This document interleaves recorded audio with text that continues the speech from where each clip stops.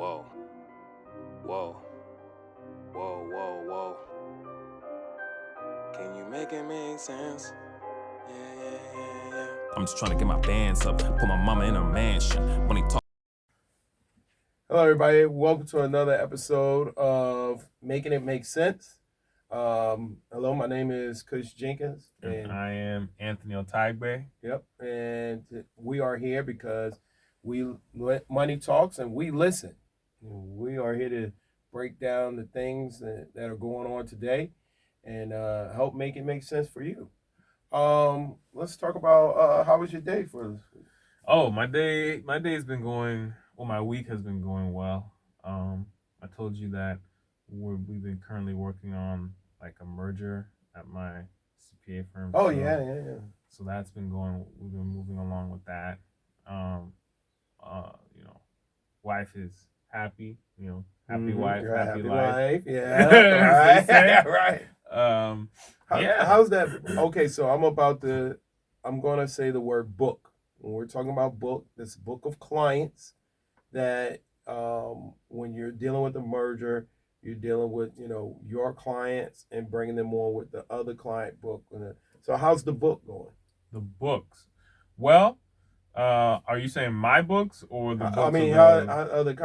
Do they have a good book of business? Or yeah. So basically, I don't know if I want to announce the number. I don't know if my partner will feel comfortable with that. No. But God, no. No, but it's a very healthy book of business. I like that. Yes, keep it to the vernacular. Yeah. Healthy book of business. And the other most important thing is that the owner is going to be with us during the transition. Oh, nice. So you're going to be able to kind of keep them on as a resource. Exactly. Yeah, so that's always important during a merger, to make sure that you've got that transition period where you're not losing that institutional knowledge. Institutional knowledge is knowledge that's been with the business for a while, and you're not losing that institutional knowledge.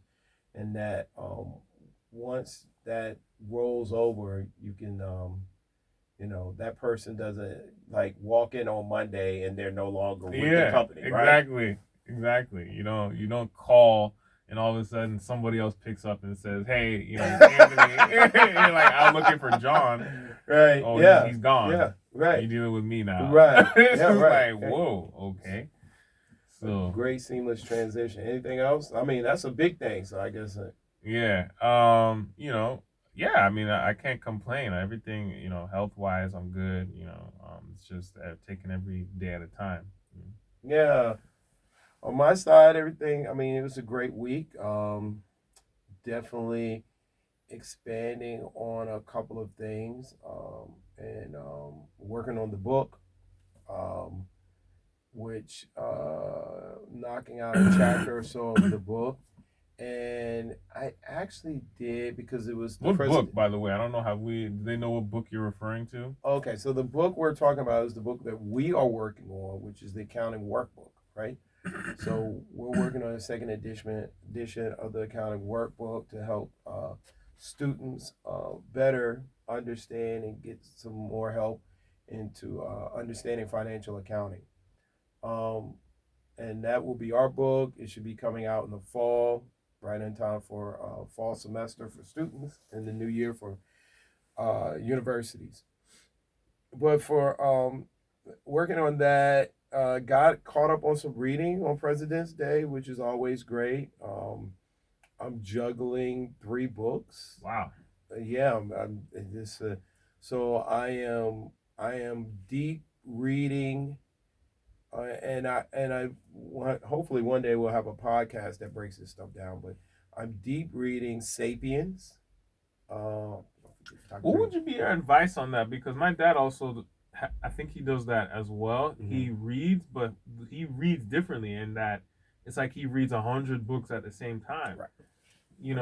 People like me, who, I mean, I read as well, but I think I'm more traditional in that I have to read the book and turn the page type thing. Mm-hmm. And what happens is I either lose interest on a chapter and then I never finish. Mm-hmm. So how do people like you and my dad, how are you guys able to kind of read from all these different types of things at the same time? I mean, Passion. I mean, my three books are *Sapiens*, *The Obesity Code*, and *The Black Man's Guide to Understanding the Black Woman*. Right. So those are my three books. I am deep reading Dr. Ali's book. I'm deep reading *Sapiens*. I am doing an audio book of the Obesity Code. When I'm reading the Obesity Code, I'm going in there and I know exactly what I want. I want them to outline for me what is a good diet and what is a bad diet, what is good to eat and what is bad to eat. And when I get to that point, I start listening, really tuning in, right?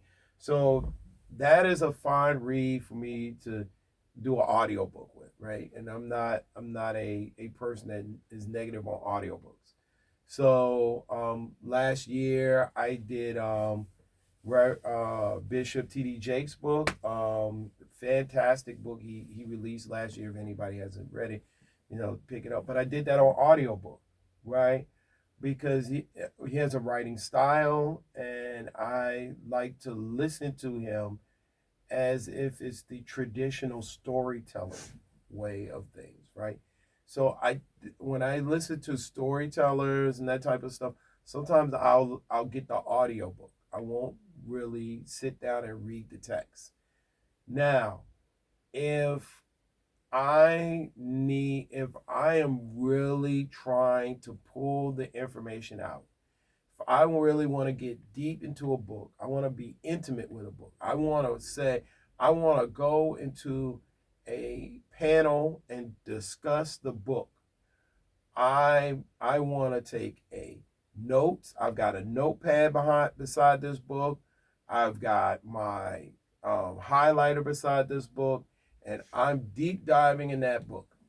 Then I am reading it. If I've got the audio book, the only reason I have the audio book is because I'm listening and reading at the same time. But when I deep dive into a book, I'm always looking at the text, right?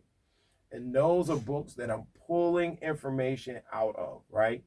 So that is Capital. That is, I recently deep dived essays of Marcus Garvey, right?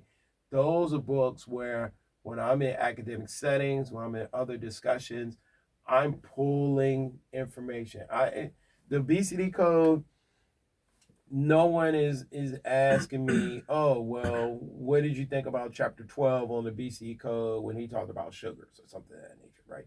No one's getting deep diving with me about Bishop Jakes' book. But when it comes to Marcus Garvey's writings, there's a deep dive. And so I need to be very intimate, and I have a stronger understanding of the material. So when I'm doing that, that is highlighter, notes on the side, notes written in the book. You can see I read that book reading. And so that's when you get into, sometimes you can get where I'm doing multiple readings because I'm doing multiple reading styles, right, to knock these books out. Okay, yeah, because I just wanted to get into that because I think it's important, at least for me, to understand how to get the most out of what I'm reading. Because there's certain things I think I've noticed myself. There's certain books or chapters I read, I'll be like, I don't even know why I read that. That was a waste of time. And that was out of the scope of, you know what I'm saying? So I create a reading list. And that reading list is 2 separate categories. Books that I'm going to take time and read, and books that I'm going to get on audiobook. And I separate that list. Now, I will, full disclosure, *Sapiens* was on audiobook. Dr. Ali book, Black Man's Guide to Understanding a Black Woman, was on audiobook. But during the audiobook, it was such rich material for me. I said, we're going to read this, right? You ever read a book? You ever listened to a book and was like, oh, this is so great, I'm going to read this. And so that is where that transferred for me. at that time, I'm also reading the other side of the story. The story that was untold. It's a story about the economics of slavery. I'm reading a lot of economics of slavery books, and those are deep reads, so those are slow. This book has to be about 500 to 1,000 pages. So it's going to take me longer. I've dedicated a good piece of the year. So for me, I have no problem with hitting pause on that book, reading Sapiens, which is a 300 some page book, and then coming back to that book. That makes sense. Mm-hmm. So, but how I read, how do I have a book list, and then in that book list, there's two different books. There's books that I'm going to deeply read, and then there's books that I'm going to listen to on audiobook. I've always wondered how, people like yourself were able to just read, and pull information from all these different kinds of books, because, it helps you, whatever you read with purpose like that, you're able to gain the knowledge that you want, so. What you read will give you great role models to go by. And you will start pulling from that material. A lot of people don't read. You'd be stunned how many people don't read. I get, especially, let's say now in February, I get a lot of academic conversations in Black history, and because I went to Tuskegee University, people will say, well, what do you think about Du Bois and Booker T? And I'll say, Du Bois and versus Booker T, or do you mean Du Bois versus Garvey?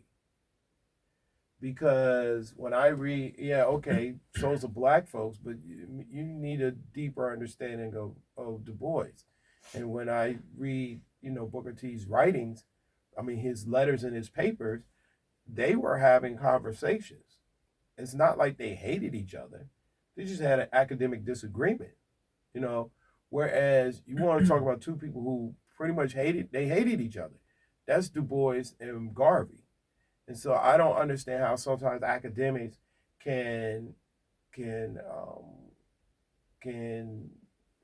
get themselves in an equilibrium of loving both, because it's very clear in Garvey's writings that he has a huge problem with Du Bois, and it's very clear in Du Bois' writing that he has a huge problem with Garvey. So, but you wouldn't know that if you're getting the sound bites from these academics, because some of these academics haven't read the material. So they don't even know when they're saying Du Bois versus Washington, you're reading from pretty much an American transcript of the one person against the other. Malcolm versus King, and you're reading an American transcript. But the truth is, Du Bois had much more conflict with Garvey than he did with Washington, and it's inherent that there will be conflict because Garvey is a disciple of who? Washington. But you got to read. And we're all so busy that you hand somebody a book, they're like, oh my goodness. That's why I say getting the audiobooks, because your commutes nowadays, the time that you're spending in your car, you need to just get the audiobook. At least have touched the material. And I will tell you right now, there are academics now, they haven't even touched the material. They start talking and they're verbosely having these conversations, and you ask them something simple and they're just like, oh, well, I and you're thinking, well, you were speaking as if you knew the material, and you find out they haven't even read the first page. And that's not just academics. I'm gonna tell you who the group that is really is guilty of this: theologians. You know how many theologians don't even know when they hear my name Cush, they're like, where'd you get that from? And I'm like, Genesis. And they're like, oh, Genesis? Because they've not taken the text and just read from start to finish. They go to John, then they skip to Matthew. A lot of them sit in the New Testament and they go through, Corinthians and Galatians and all that. But they're back and forth, but they haven't started with the first book and just go straight through. So you ask them something, you just put something out there and they're stumbling because they are not read. So that I guess that's the danger of reading around. Right? Yeah, right. Those are some of the dangers you face. Right. Yeah. And so they're not intimate with the text, so they don't know what the text is about. True. So so I'm reading, right? And I'm also watching TV. And so this is the part we talk about current events. The coronavirus, that's big in the news. Right. I mean, you're very much a man of international intrigue, right? Yeah. I could say so, yeah. What do you think about the coronavirus and the way that the Chinese government is handling it? I mean, it's if you listen to, or if you look at the history, it's not the first outbreak that China has or has had. SARS, right? But again, I let me just preface this with, I'm not like some expert on, China's handling of any type of autoimmune viruses or whatever that case may be. But on the surface, I'm going to examine it within the context of our show, because that's the best way I know how. Yeah. In my own case, when I think about traveling to Asian countries, I think twice now. Wow. Tokyo, they said that there was a cruise ship, a Tokyo cruise ship that they discovered that there were some cases. Okay, so now Tokyo has now been thrown into the mix now. Right. How do I feel about going to Tokyo now? Tokyo is a very big tourist attraction, I believe, for people to go into Japan. Yeah.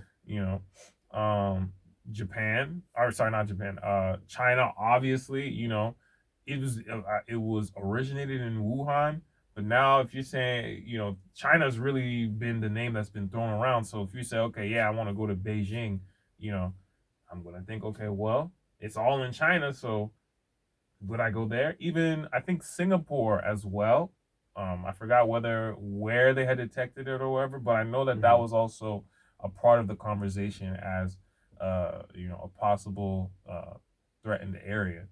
So, from my perspective, it's kind of like bad PR. This kind of news for China is very bad PR, and they haven't really been given praise, obviously, because if I'm sure you heard about that doctor that was, died, right? He right, ended up dying, and right? that is just bad news.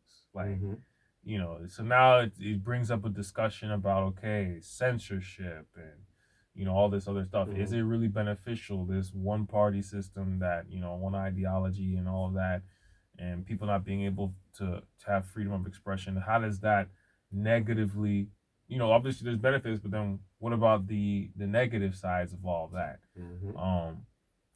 People died, I don't think that people dying in mass like that on such a scale is good for China on the whole. Like, if we want to talk about their economy, if we want to talk about, people, wanting to migrate to Wuhan or whatever to find jobs or whatever, I don't think that that's a good sign. So,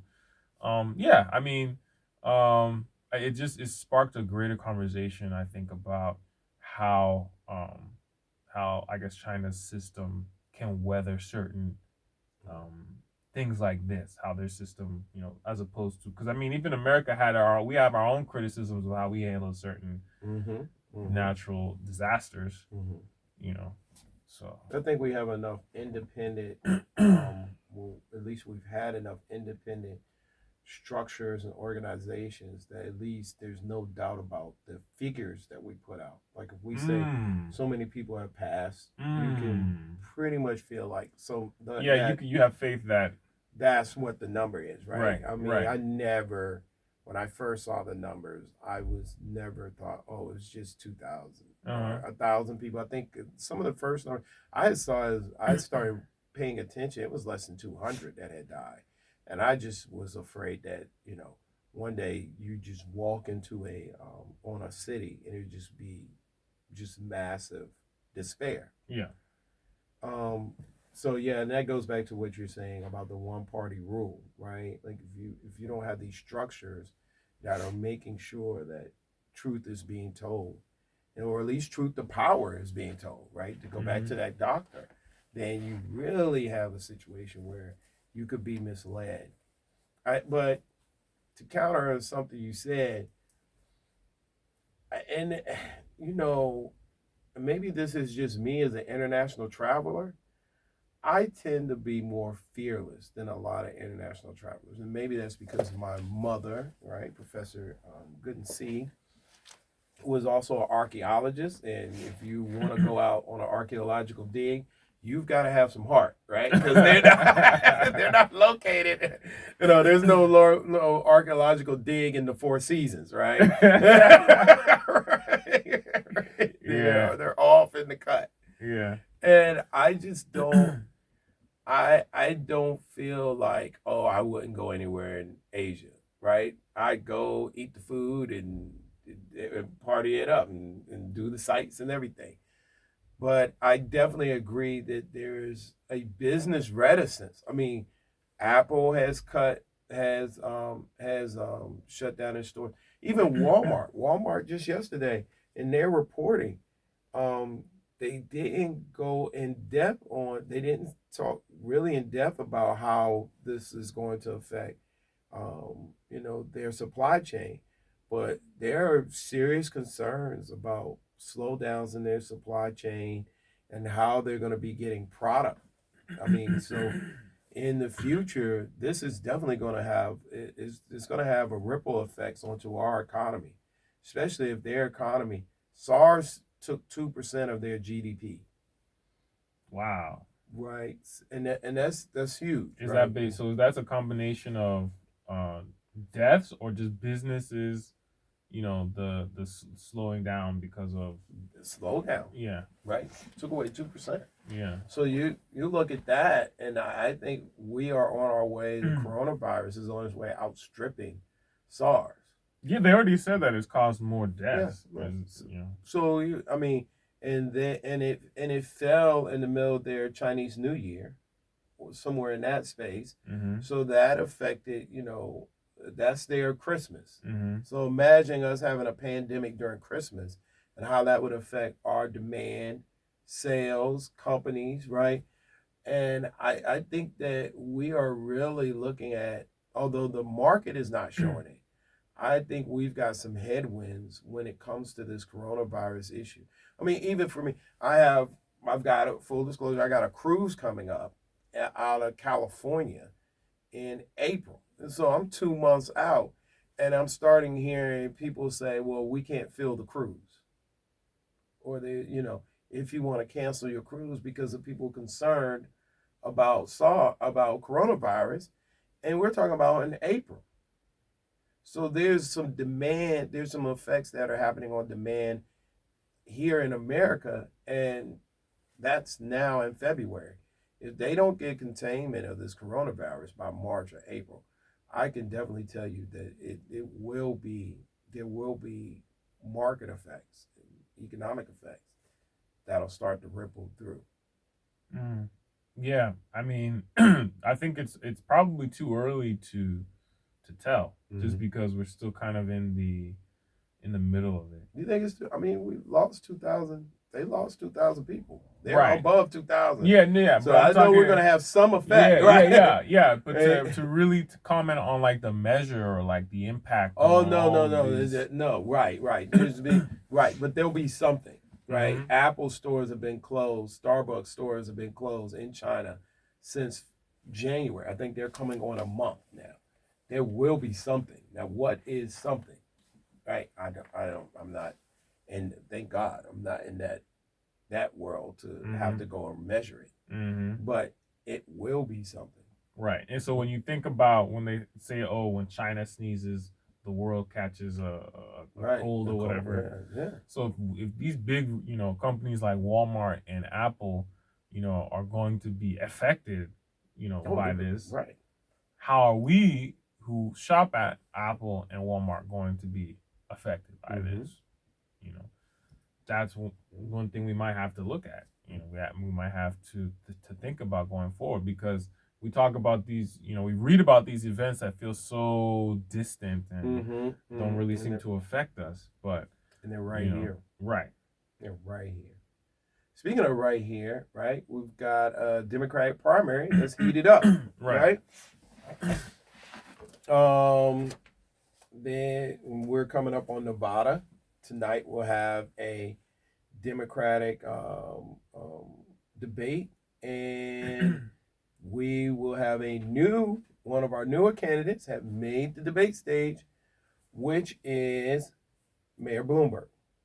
So let's talk about the primary and what does the effect of a billionaire, right, have on our money and being represented into this primary.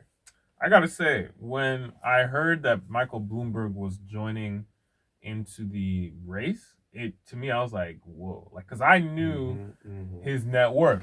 If you know who Michael Bloomberg is, he's a great he he's a great mayor, and he's got a great business, Bloomberg. We use Bloomberg Tax at my CPA firm as part of our, framework for like looking up IRS guidance and all that kind of stuff. But his actual magazine, so he has all that going on, and so really to me it just felt like a whale had just been dropped into the race, like in a pool. Right. That's how it felt like to me, and it's kind of funny because you juxtapose that to his personality, and he seems so meek and quiet, but the fact of the matter is, don't get fooled by that, because one thing about him that's interesting is that he's received no outside donor funding. Right. Yes. And so if you've received no outsider donor funding, what does that mean for us as, if we decide to vote for you as your constituency? How does that, so does that mean that he can guarantee that any promise he makes, he can make that happen, because now he's not at the will of, Hasn't that been the traditional Democratic line against the Republicans, right? The Republicans are bought and sold by corporate America, so therefore, outsider funding is bad. Now, how do you make, I like that you brought that up, how do you make the argument that here you have an individual that is taking no outside funding, and then you're pointing a finger and saying, well, you're a billionaire, you're self-funding. Well, that's basically what you were arguing for when you argued against the Senator Romney's. Remember, Senator Romney was bought by corporate America, right? Bush was bought by corporate America.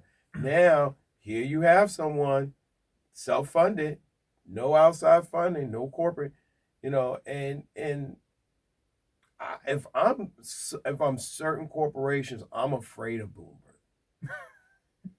If I'm the gun lobby, I'm petrified by Michael Bloomberg. Yeah. And I would have thought that Bloomberg would have been a little bit more embraced by the left, but hey man, politics makes crazy bedfellows. Yeah, and I mean, so I just think about it from as an individual perspective.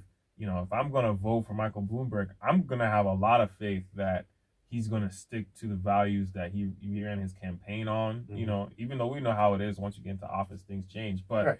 All the evidence seems to suggest that he's not really at the mercy of outside interests. Yeah. So, for me, I'm going to say, yeah, okay, this makes sense. I feel like he's going to have my best interest in mind if my views align, and everything like that. If we want to relate this to how, it will affect my pocket, how it's going to affect my money, right? I think that's a greater discussion. I think him even joining the race, being who he is, affects us in some way. Because if you have that much money and you're able to just join the race at any time you please, you don't have to follow the whole rigmarole that the other candidates did, going to the Iowa caucus and caucusing, doing all those different things. then what happens to the role of corporate interest now? Doesn't that kind of diminish their role now when we're talking about the function of all these different kinds of going out and looking for support and things like that? How much does that really, matter now if you literally go in and buy the election as some people have, tried to say he's doing? I don't know. I just personally. Wait a minute, hold on. I want to touch back on Iowa. Does Iowa and New Hampshire matter? I mean, the math doesn't. I've only saw Iowa as just a great way to get your name out. But really, I like what Bloomberg has done by skipping Iowas and the New Hampshires. But do they really matter? Like, and do people even realize that Clinton lost all? I think he only won like 3 of the first 20 states. So do these states really matter? Or has he shown us the truth? Like President Obama showed us the truth, right, on how to win a caucus, right? And is Bloomberg showing us the truth that Iowa really doesn't matter? Yeah, and that's kind of, I feel like, the double-edged sword of all of that is, okay, if you have the money, then you really don't need to go and vie for, perhaps. I mean, we obviously don't know the end result, but it seems like you don't really need to work as hard as other candidates to really try and gain the support from all those different groups. Because if you're able to just pick and choose, make sure you increase your ad spend and do all these other things in order to get your support that way, I don't know how to explain it. Didn't matter.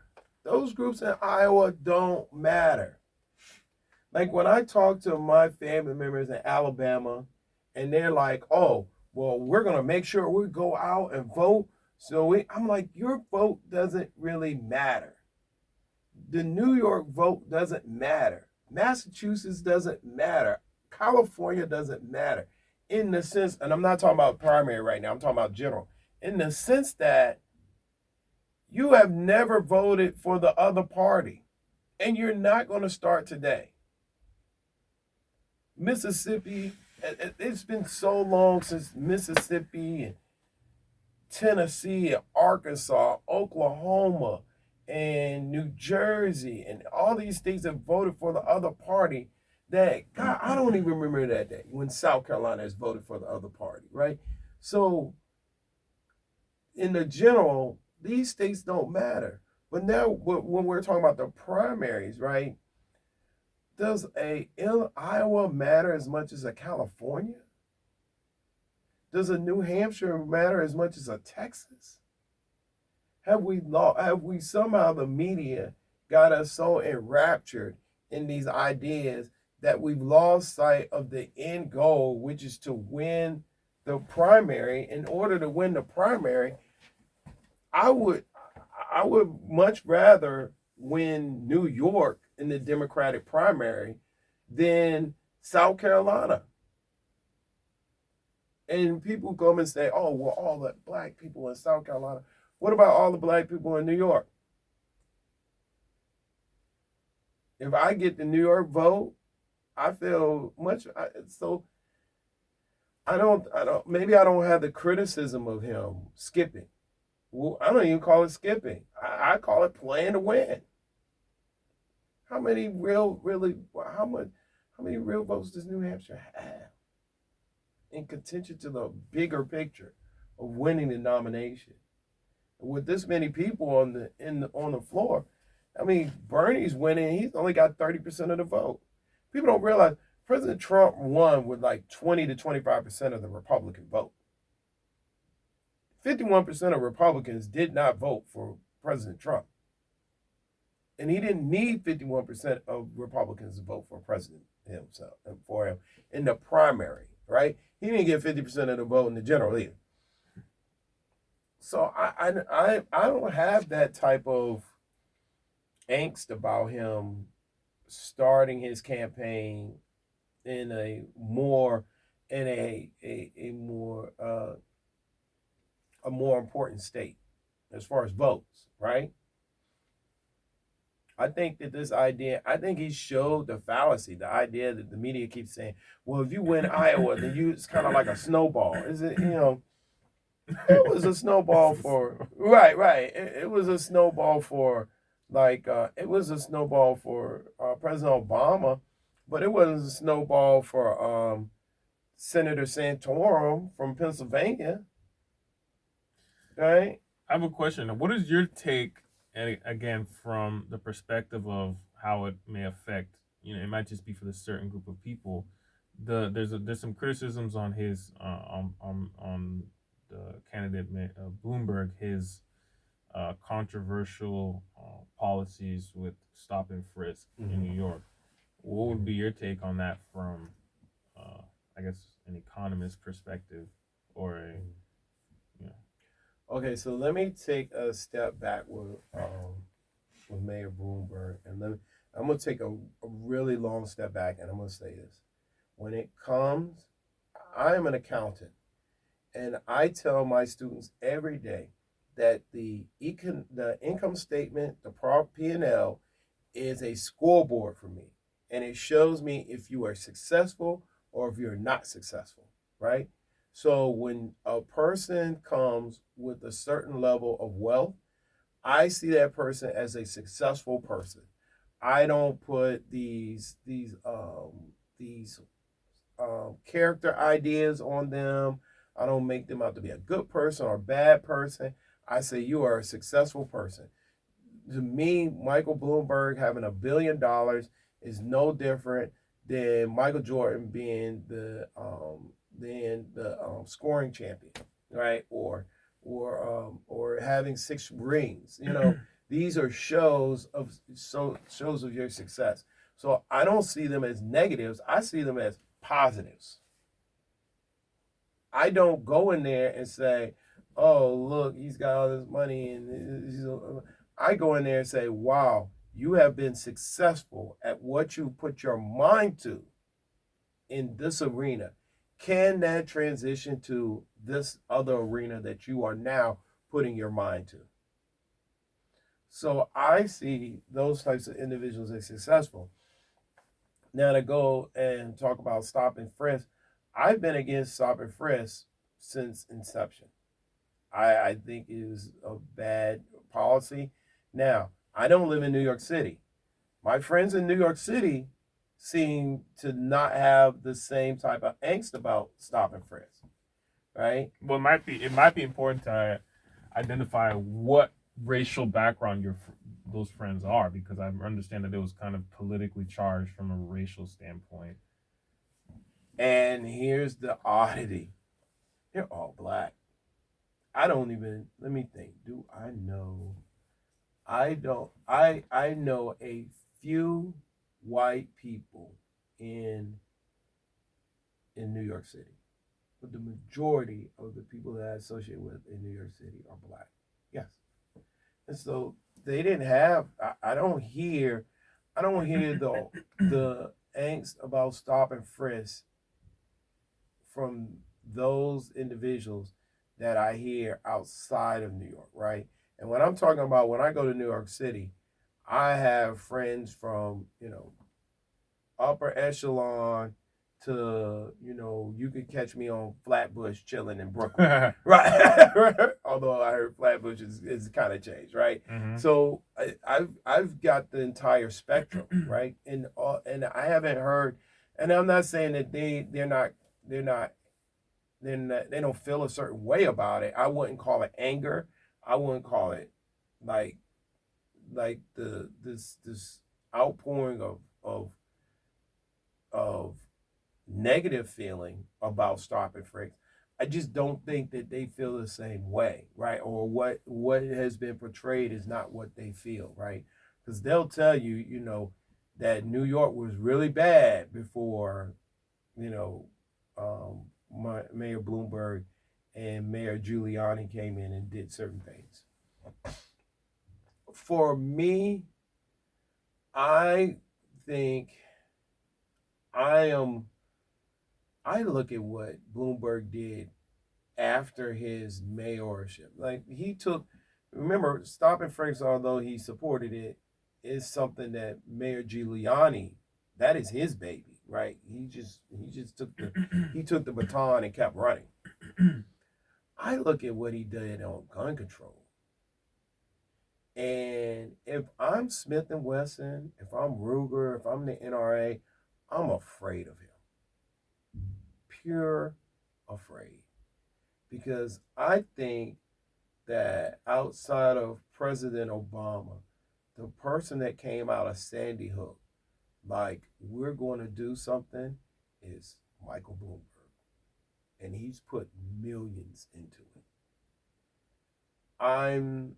I also think that some of his reforms that he's these initiatives he's got going on, I think he's serious.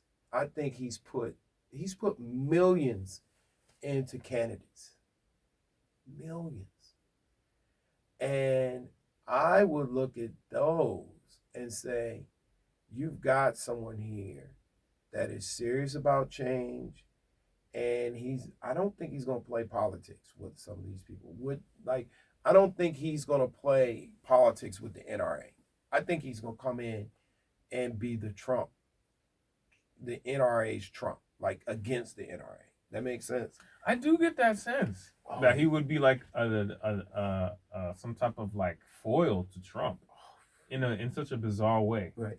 Well, I cannot wait to see the debate, if it happens, with him and Trump, because I'm very interested to see how he handles that conversation, right?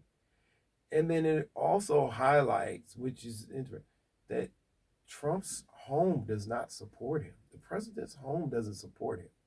And I don't know how the other states have reconciled this idea that the people that best know him would not vote him in for dog catcher. Jeez. Right? You voted him in as president. And let's be totally honest.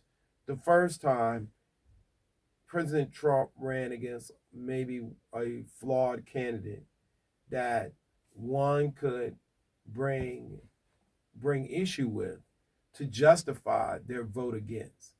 But when he goes against Mayor Bloomberg or some of these other candidates that may come out of the Democratic primary, I'm wondering how you're going to reconcile some of these ideas. Like, how are you reconciling? I have some pet peeves about candidates. I do not pick a political candidate before the football season starts. Before the football season, don't ask me. I'm not really entertaining that idea much at all. Around September, that's when I'll get into, because remember, the surprise about President Trump and the Access Hollywood video doesn't come out until October. So think about all the people who were like Trump, and now you find out this about your candidate. Right. So I always remember the humanity of the candidates. And so I do not really start looking seriously into my candidates until September. Mm. And there's another thing that I don't do. If you can't win your home, I will not vote for you.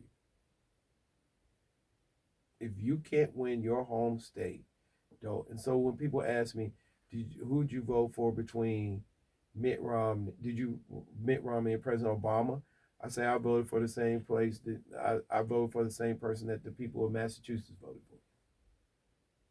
Oh, okay. So I think that gives credence then to your earlier comment about, well, no, in that case, that would actually pertain to a particular presidential candidate.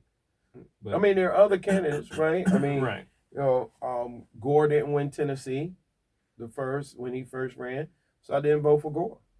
I voted for President Bush. My elections have been Clinton, Bush, Kerry, who was my first loss, and then President Obama, and then Secretary of State Clinton. But you know, right now, I think that people, I would be, I'm gonna say this. I have a feeling where we're going as a nation that people are really not liking this president. And I am afraid he's gonna, even if he gets 4 more years, he's on his way to being like President Bush. And when people voted in President Obama, a lot of people don't remember, but there were conversations about President Bush leaving the office in November and December prior to because of the economy and what we were going through. But also there was the hatred of the president. People booed when President Bush came out during the inauguration. People truly hated Bush. And I've got a feeling like we're going back there with President Trump. You know, like you can't even, you know, and the people who love Trump, that's nice, but I think that they're living in pockets. That makes sense. And that hate for the president is growing so strong that you can't even, it's almost untenable to say anything positive. I could, for years after Bush had, President Obama had won, it wasn't in vogue to say something good about President Bush. Right? I mean, I definitely remember that atmosphere. Yeah, so now it's just totally different. But I just feel like we're going back to where that might be for our president, and you know, but I love to see him up against another individual of wealth, which would be Michael Bloomberg, which, and I say wealth because I want to hop us into our last topic, our topic of the day, which is what is wealth, right? So we kind of touched on this in our last podcast, and I want to give Merriam-Webster's definition of wealth before we jump into it, to kind of like form this conversation, because we were talking about artists and different individuals who are portraying these things as wealth, but we want to get down deep into what really is wealth. And so Merriam-Webster dictionary defines wealth as an abundance of valuable material possessions or resources, right? Especially the stock of useful goods having economic value in existence at one time or another. So having an abundance of those things, right? But if you look at Rich Dad Poor Dad, I mean, not Rich Dad Poor Dad, that's Robert Kiyosaki. The Millionaire Next Door, they actually gave an equation for wealth. And they say, take your age, times that by your pre-tax income, and divide that by 10. So I'm going to say this again. Let me try that. Take your age.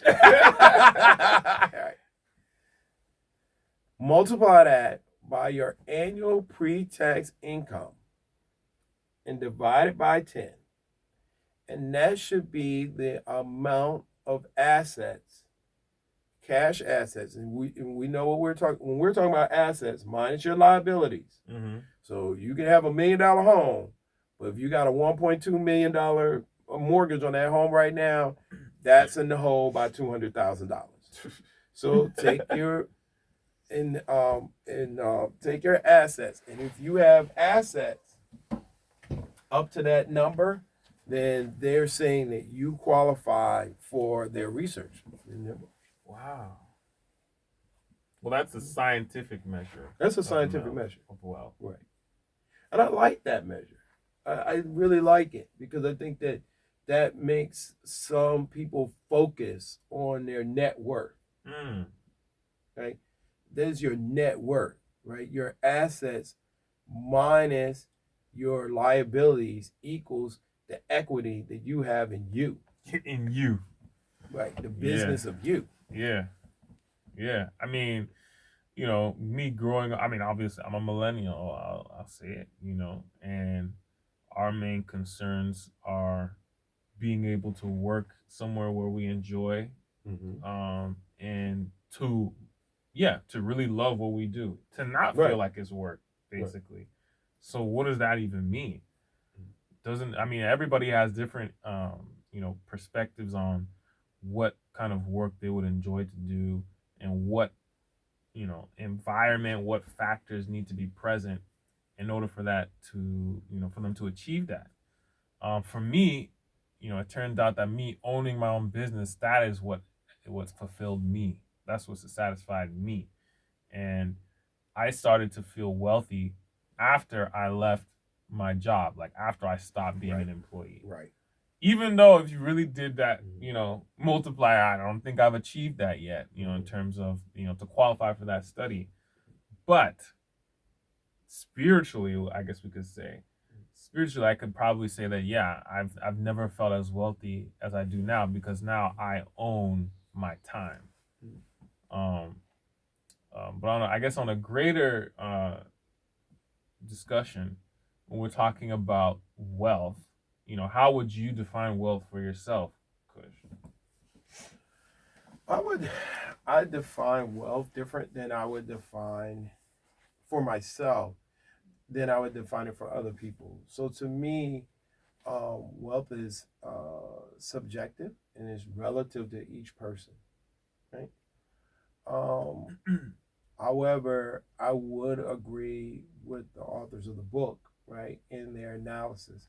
And so when you say you're not there, the fact that you're trying to achieve to that point is even a great thing, right? Mm-hmm.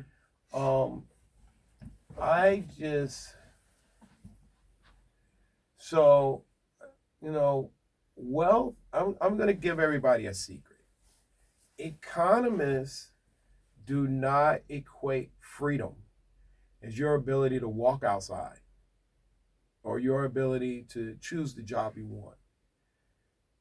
In that freedom conversation, they also include how much wealth or money you have. Because you might want to go to see your kids play a basketball game or go to a recital for your children.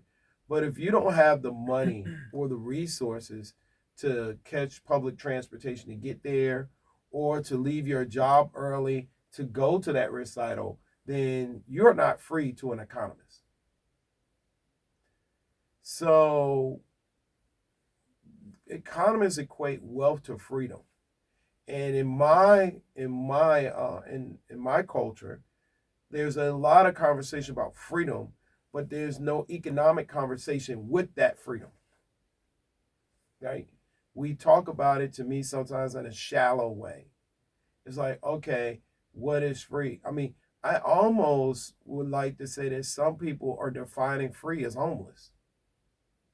Because homeless people can walk wherever they want, they can do whatever, but they can't leave Washington, D.C. and go to Philadelphia.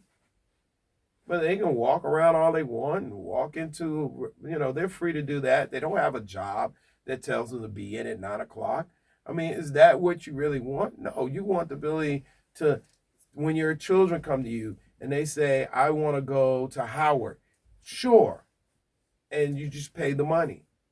When your mother comes to you and says, hey, I want this type of house, sure, Mom, we can get that done. When your spouse comes to you and says the family wants to take this for a vacation, sure, let's go. That's wealth and that's freedom. That's interesting, because it sounds like you're defining wealth as access to a resource. And in that case, the resource would be cash, would be money. Not just access, but having it. Having it. Right? The reason why I broached it in that way is because, I'm Nigerian, and, the country of Nigeria, is obviously still progressing as a country. America doesn't want anything to do with us anymore. They don't want us to way to slip that one in. And, so right. And I think because my dad had an accident where he required, like, surgery, like, on his head. Okay. And I think about all of the, billionaires that are in Nigeria, and I think, what if they had the same accident where they were, in Nigeria, and they needed an immediate operation? Would their survival, would they have survived? Would their survival would have been as likely as my dad, who's not as rich as them, but they had the same issue? Because the truth of the matter is, the hospital's medicine in Nigeria is just not up to America. There's no debate about that. Right. So, are they truly wealthy then? Because I don't know if they would have survived. Yeah, but they have access, so they could have flown here.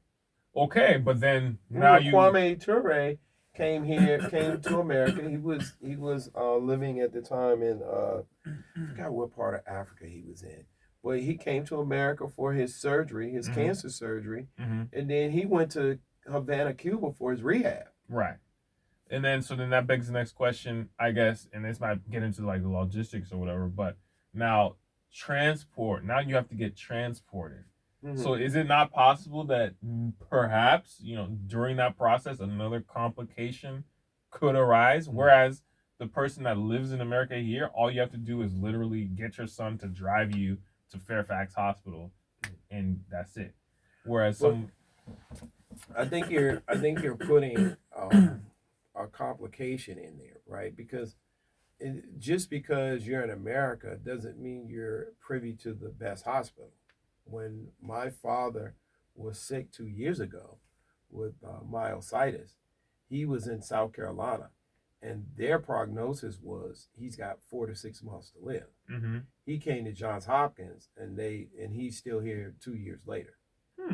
So you're saying, well, here's people with wealth in Nigeria, but because they don't have access, and I remember you saying that's the word you were using, access. But in my opinion, they wanted to live in Nigeria, so they had the freedom to choose. If they wanted to live in America, they could come to America. And if they wanted, could they in the current? I'm just saying. He's gonna keep going with this thing, all right? Yeah. Yeah. But no, they have access. And it's on the table, right? And it's not just not on the table for people in Nigeria. It's not on the table for people around the world, right? That they can even make that decision. I told my dad, I said, you're blessed that you have kids that can come together and say, okay, what are the top hospitals in America for myositis? And Dad, pick which one you want to go to. Because many people in his community in South Carolina, they don't have the resources to do that. They don't have the support to do that, right? You can't just pick up and go to Johns Hopkins. If the local hospital says that you got 3 months to live, you got 3 months. And that's not just a South Carolina thing. That's Oklahoma, that's Kansas, that's Wyoming, that's many, many places across this country, right? New Mexico. So, it's your ability to go out there and do these things, right? It's your ability to get those resources and apply them to where you want them to be applied to. So, but when we're saying, and I think we're getting into this idea that, I think when we're talking about the Nicki Minaj's and the Drakes and everything of the world, right? They have the ability to just have access. But what differentiates them from let's say, the Frank Sinatras of the world and the Jay-Z's? I think Nicki Minaj and Drake are going to work. I think Future goes to work. I think they're still going to work, right? What is the difference? Okay, what's the difference between and by going to Kevin, work? Sorry, I just wanted to clarify, by going to work, because that could have been taken two different ways. Right. Going to work means clocking in and clocking out. Right. Okay. What is the difference between LeBron James and the Kevin Durant's of the world and let's see. Let's say right now, the kid in New Orleans, that's the rookie. He came from Duke. I can't remember his name. Xavier's. Well, or or one of the players that, or like a Bradley Beal right here from Washington, right, with the Wizards. What's the difference? Is that I think Bradley Beal has to go in. I think LeBron James wants to go in. And I think if you were to cut it off and say, you know what, we're not paying you anymore for basketball, I think LeBron James' lifestyle will be maintained. I think Bradley Beal's lifestyle would take a significant cut. It would take a dip. And so, and that's not just him. I think if you stop buying Nicki Minaj albums, if you stop buying Drake, going to Drake shows, and they can't make revenue off or profits off of what they're doing, I think they're in serious jeopardy. But I think that if you took a Beyonce or a Jay-Z, who have less record sales, less accomplishments than these people, then I think that they're fine. I think they're still having videos at the Louvre.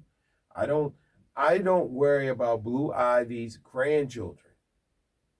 Let me say this one more time so you can get how profound this statement is.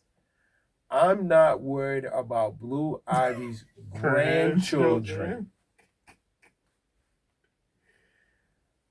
I'm worried about Nicki Minaj. Period. Period. I'm worried about you, Nicki Minaj.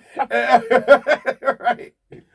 And so that goes back to when we were doing the calculation, right? You have $1 million house, but you've got a $1.2 million mortgage on it. You could be going out there and doing a $4 million tour, but you've got $5 million in expenses that the record label is charged back onto you because you had the top, you flew first class and you had the Avion water the whole time and everything. And so you've spent the money up. You don't own your masters. What the hell are we talking about in this world, right? So I look at Michael Bloomberg, I'm not worried about Michael Bloomberg's niece's grandchildren. I got to think about that one. You know how heavy that is to say your niece's grandchildren. My brother-in-law asked me once, he said, and this was before he got my niece and nephew, and this was a conversation we had, and before they got their passports, he said, if your kids weren't going to private school, fill in the blank. I said, if my kids weren't going to private school, your kids would have had passports when they were born. Wow. You know what that means for just my kids, my grandchildren? That's a profound statement to say, not only am I changing my generation, I'm changing your generation. Like, I'm going to reframe the whole thing of how you are. That's wealth. That's when you're thinking of children that you haven't even seen. I told my first cousin, I said, my goal in life is that your grandchildren have my picture up on the wall. Do you know how much I have to pour into her and her child in order to get her grandchild to put me on the wall? Because I have people's pictures on my wall that I've never met. But I have to attribute my success to them. That's wealth. That's why people harp on land ownership, business ownership, being able to make these decisions on your own. All of this other stuff is just for show. You sold the most records of any other artist in the history of rap. Rap is one of the most, is selling more albums than any other art form in the history of the world. Why don't I feel like you have the same amount of money as Frank Sinatra? You've outsold Frank. You've outsold him. You've outsold Prince. Are you worried about and Michael Beatles, apparently. and the Beatles? Right? Are you worried about Michael Jackson's kids? No. Grandkids? No. I'm not even worried about Tito. All right, I mean, the Jacksons come out and tell you, like, we are on Michael's money.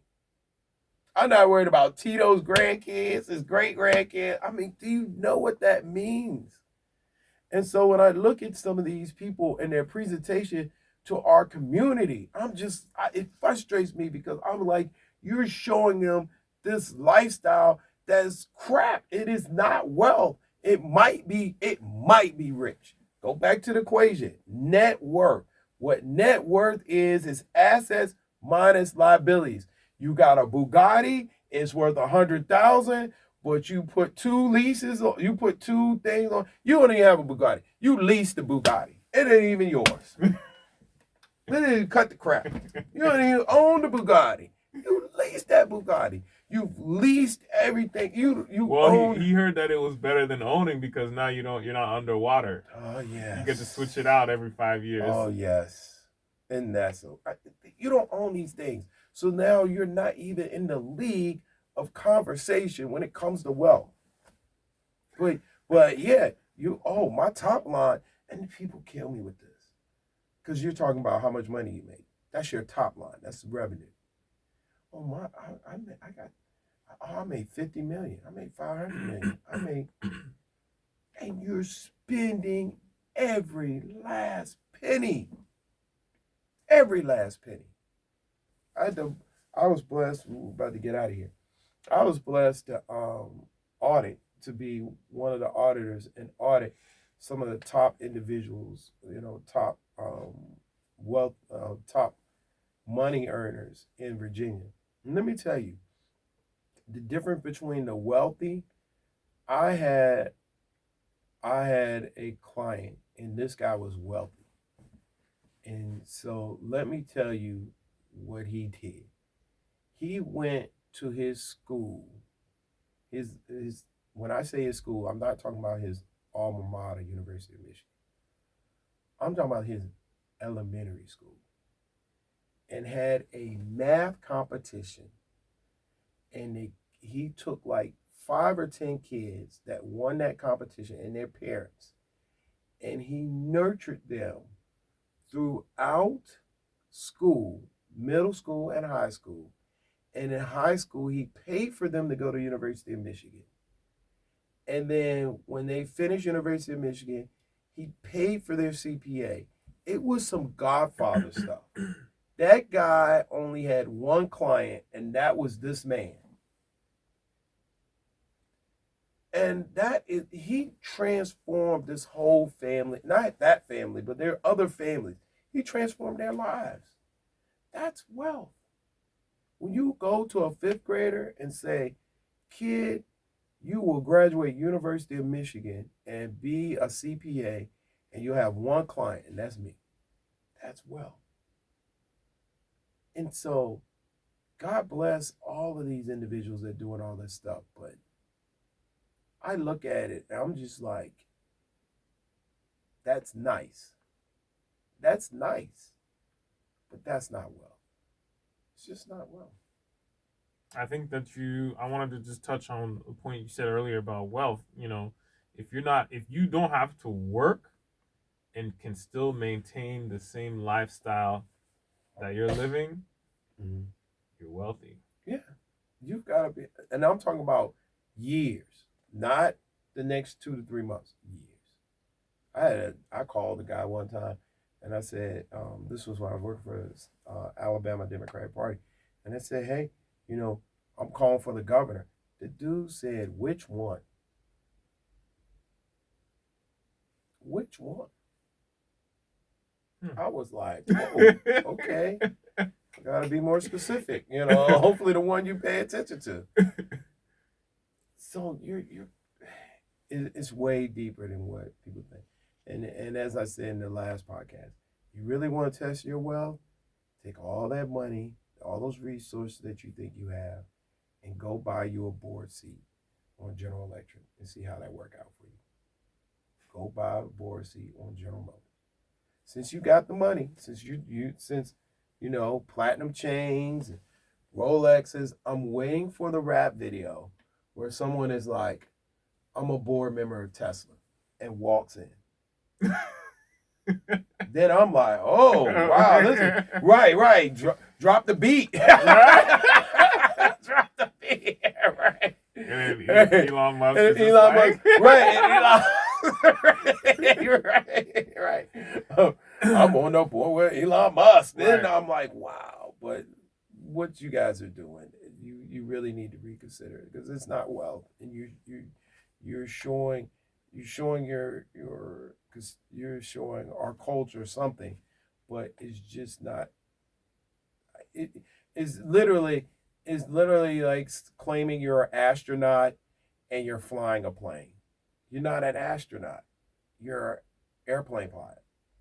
You fly planes. There's nothing wrong with flying planes, but astronauts fly shuttles. That's a totally different ballgame. All right, guys, we gotta go. So until next time. Yep.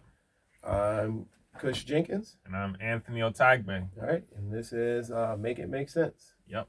Peace. Whoa.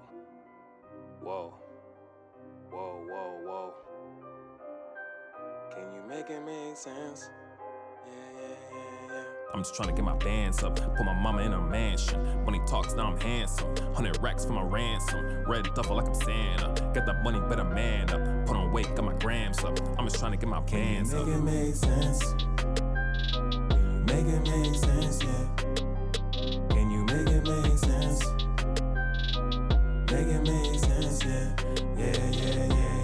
I'm just trying to get my bands up, put my mama in a mansion. When he talks, now I'm handsome. 100 racks for my ransom. Red duffel like I'm Santa. Get that money, better man up. Put on weight, got my grams up. I'm just trying to get my bands up.